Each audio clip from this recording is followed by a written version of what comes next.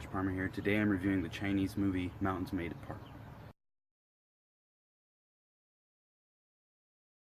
This film was directed by Zhe Jianke and stars his wife and regular actress Jiao Tao. I'd say this movie is the first time I've ever been let down by a Zhe Jianke film. Unfortunately,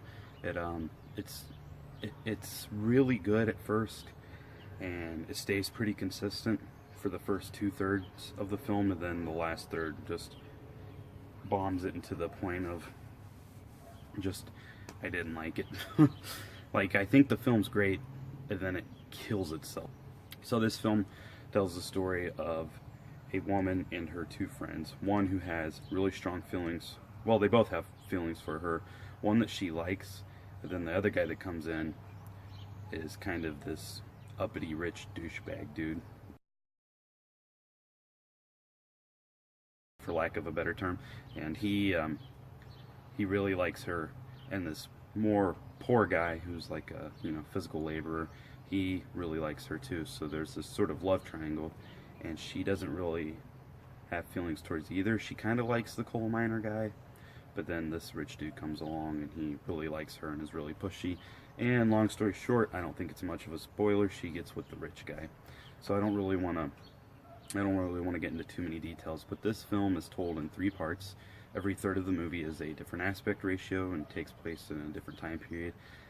If I'm not mistaken, I think it's 1994, 2014, and then 2024, something like that. It's spaced out like that. So it starts off in 4:3 for the 90s, then 16:9 for present day-ish.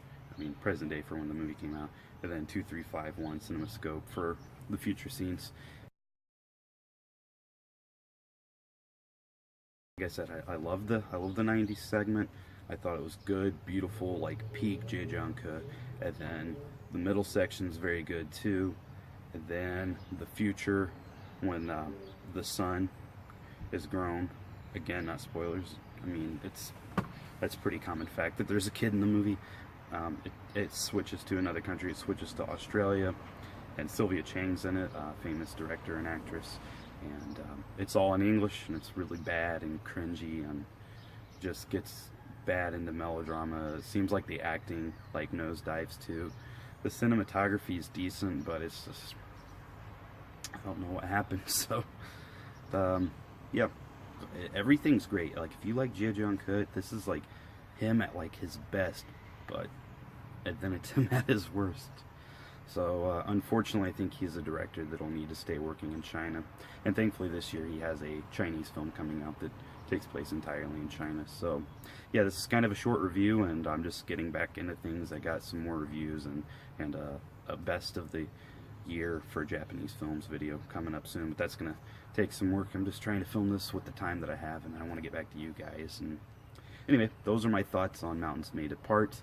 I recommend that people seek it out, because I know a lot of people have been mixed on it. Some people love it and even like the Australian segment of the film. I, on the other hand, it made me not a fan. So I do recommend it, so I think it's worth people seeking out and judging for themselves. Anyway, those are my thoughts on the film. Leave a comment below. Let me know if there's anything you'd like me to see. I got a couple of movies coming in soon, and I'm going to be reviewing some indie Japanese films in the next few weeks. So keep an eye out for those, and hopefully I can continue to make more videos. Take care. I'll see you next time.